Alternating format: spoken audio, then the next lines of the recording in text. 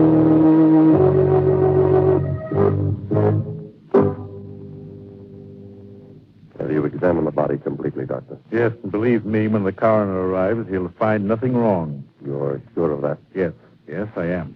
Doctor, what can we do about Terry? Frankly, I don't know. The boy must be taken care of. He must be. What's that? You'll pardon my intruding on your private conversation, gentlemen. Who are you? Where are you? I'm called the Shadow, gentlemen. Shadow. You've heard of me, perhaps? Yes. Yes, of course. You must know that although I stand here beside you, you cannot see me. By my hypnotic power, I've clouded your mind. Why are you here? I am seeking information, gentlemen. Information about the death of that woman whose body lies on the table before you. Why, there is no information to give you. No? How did she die? We can't tell that until the coroner arrives. It couldn't have been murder, could it, Doctor? Murder? I don't know what you mean. Just before her death, did you by any chance hear music? Weird music and the sound of a cripple walking? No, we heard nothing. Why are you so anxious to get rid of young Terry Mason? Get rid of him? Yes. Didn't I hear you say the boy must be taken care of? I didn't mean it that way. Those were your words, gentlemen. Just let me warn you. I'm very interested in the welfare of young Terry Mason. And if anything should happen to him, anything at all, gentlemen, I warn you, you will answer to the Shadow.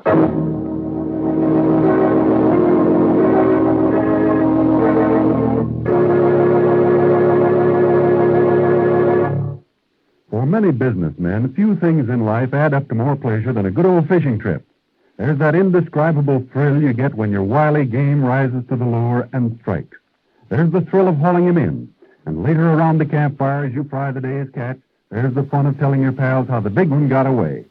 Yes, fishing's a grand sport, and chances are you want to do more and more of it as the years roll on. Of course, more fishing means you'll need more leisure time, and more leisure time calls for money. The best way in the world to guarantee yourself money for any reason in the future is to save now through United States savings bonds.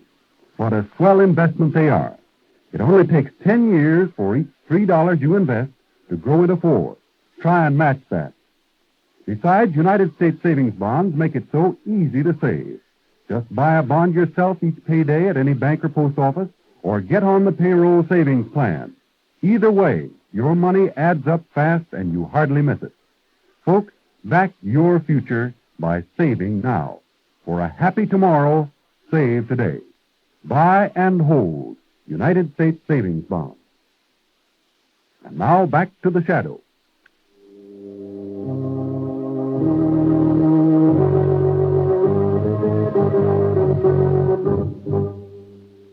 Ready to leave, Shrevey. Hop in, darling. Oh, thanks. Mr. Cranston, I asked you should ignore paying any attention to that taxi meter you should. Why, Shrevey? The jack handle I'm holding for my protection slipped and fell against it and upset $20. Don't worry, I'll ignore it all. I'm referring to it in my accounts as paper profit. Okay, Shrevey. Lamont, what'd you learn downstairs? Well, I went into that operating room and found that Terry's uncle and Dr. Norton were examining the corpse of the old woman who died. Do you think she was murdered? Well, I saw no evidence of violence. Both men swore she'd met a natural death. Then you think it was just Terry's imagination after all? No, I don't. It's hard to say at this point just what I do think. Well, do you still think that Terry might be right? Yes, I do. Well, then what do you propose to do? Well, I think I'm going to call on you for help, darling. Me help? How? Tomorrow I want you to go to Dr. Norton's office, pretend you're verging on a nervous breakdown, and gain admittance to the sanitarium as a patient. Well, all right, but how does one acquire a nervous breakdown? How? Just watch the cabbie take these turns. Not a bad suggestion. No, seriously, Margot, I do this myself. Only Dr. Norton and Terry's uncle both know. Now, what do you say? Well, sure, but... Sure, I'll do it. Good girl. You must see the doctor first thing tomorrow and gain admittance to the sanitarium no later than tomorrow night.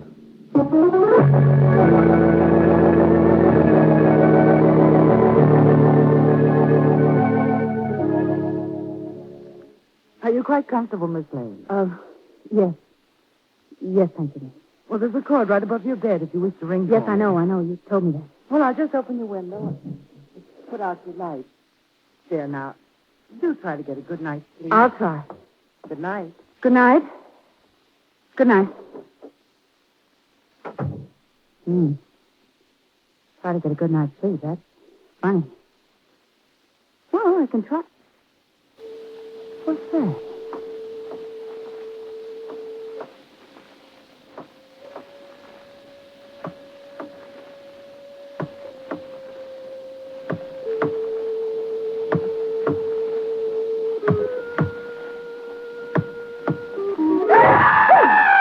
Where's that light?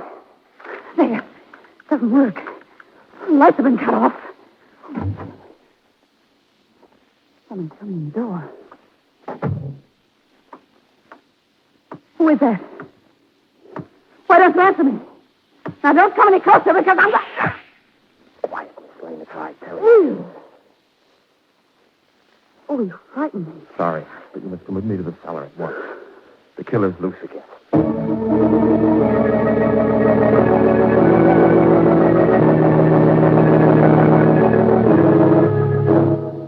Margot, you all right? Oh, Lamont, what are you doing here? I was outside keeping watch and I heard a scream. First I thought it might have been you. No, I'm all right, thanks to Terry here. I think the murderer struck again. Yes, and just the way that Terry described. The weird music, the footsteps, and then the scream. Who was it this time? I don't know. But there was one unusual thing that Miss Lane didn't mention. The footsteps seemed to be coming down a staircase.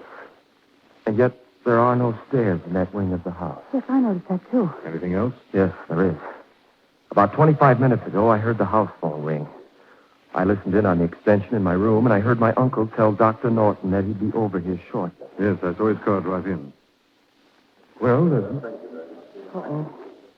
someone next door in the operating room. It sounds like Uncle and Dr. Norton. Let's have the latest victim's body in there. Oh, Lamont, Jerry, go back upstairs at once. Get back to your rooms before you're missed. Come on, Miss Lane. I'll be right with you, Terry. Lamont, what are you going to do now? Shadow's going to pay another call in the operating room and try to unravel this mystery.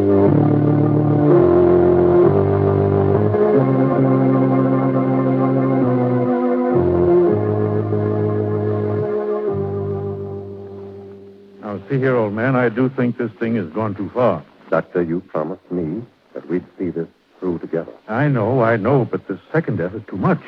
I should say that's understatement, Dr. Norton. Shadow again. Yes, gentlemen. This time I shan't be as lenient with you.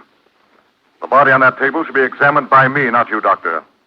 You fooled the police with your first murder. You do the same with this second one. Are you accusing us of killing? I am. Hello, what's this? So, step over here, gentlemen. That's it. Now, examine that mark behind the patient's left ear. Look, Doctor. He's right. That tri-cornered puncture was the cause of this woman's death. Then it was murder. So, you agree with me at last. But you don't think that we killed her? I'm not sure yet. I want you both to go to Dr. Norton's study. And do not leave there until the shadow calls.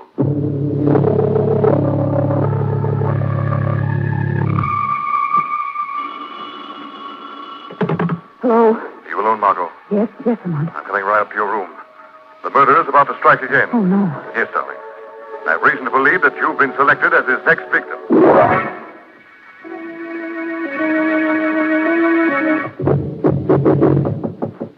Who is it? Sorry, Lamont, open up. Oh, I'm so glad it's you. Don't you like Margot quickly? Well, yes, surely, but... We must have darkness. Oh, Do not light from the moon. You'll see. I purposely called you on the house phone, Margot, because I knew the murderer would be listening in. Then through his fear of my knowing his identity, he'll pick this time to try to kill us both. Oh, that's a pleasant little thought. But who is this murderer? If I'm not mistaken, it'll be a long, black, highly poisonous snake. Leaves a tri-cornered mark on his victim. A snake. Oh, gosh, Lamont, they scare me to death. Quiet, please, darling. The snake may be in the room now, ready to strike. We've got to listen for her. Look out, Margot! I got him. Oh, Lamont! I saw him come in through that window. I guess I closed it on him just in time. Cut his body in two. Yes. Well, that takes care of that. So that's our murderer. No, darling, only the instrument of death. Our murderer should be paying us a call in a moment to add the final macabre touch to what he expects has been a double killing this time. Listen. You hear that? Yes, it's the same sound. I'll stand over here for the wall. It sounds again as if he were descending a flight of stairs. And yet there are no stairs. Now, don't speak. Just watch that panel on the wall. You see? Slowly opening.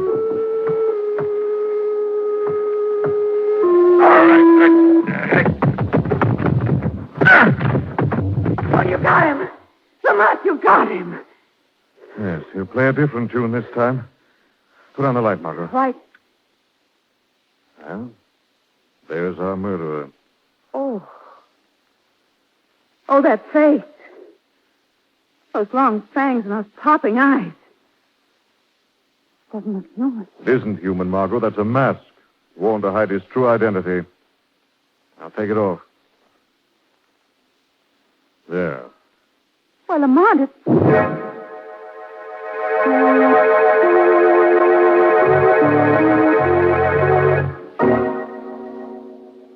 Well, that just about ends my story. But you can see what a mess I almost got Lamont and Miss Lane into. Fortunately for them, they found out the murderer in time. This killer's motive was a familiar one, revenge. Trying to implicate those he thought had wronged him. As you probably already deduced, the club foot was a disguise, and the weird music came from a strange oboe-like instrument that he used to hypnotize the snake. Oh, yes, he thought he was being very smart. But, well, right on down the line, it's been pretty well proven that the smart guy in the long run gets just what he gives out. Time to go, Terry. Oh, yeah. Didn't realize I was so long. I'm just telling these people a story. Not a bad one either, if I do say so myself. You'd better come along, Mason. Okay.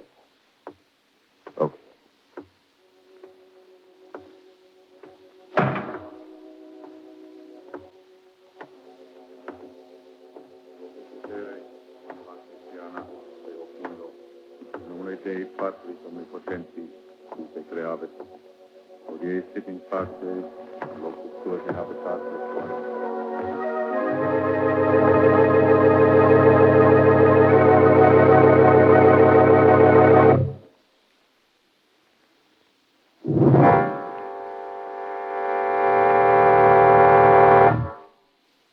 Having been sentenced to die for committing the crime of murder, I hereby pronounce Terry Mason legally dead.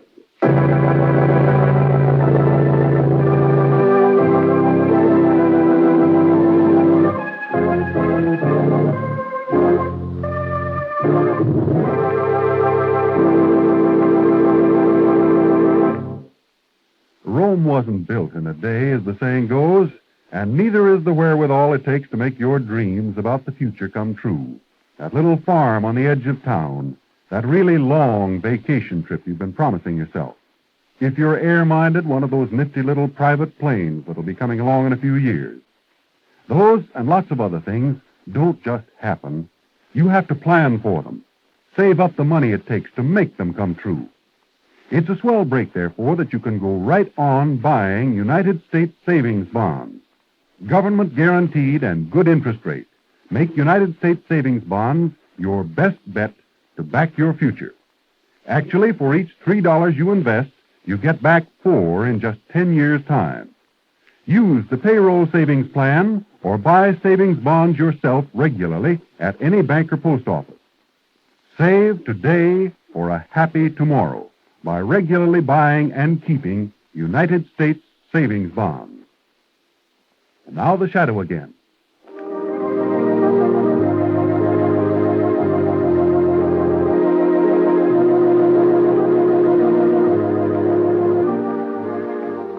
The Shadow program is based on a story copyrighted by Street and Smith Publications. The characters, names, places, and plot are fictitious. Any similarity to persons living or dead is purely coincidental. The weed of crime bears bitter fruit. Crime does not pay. The shadow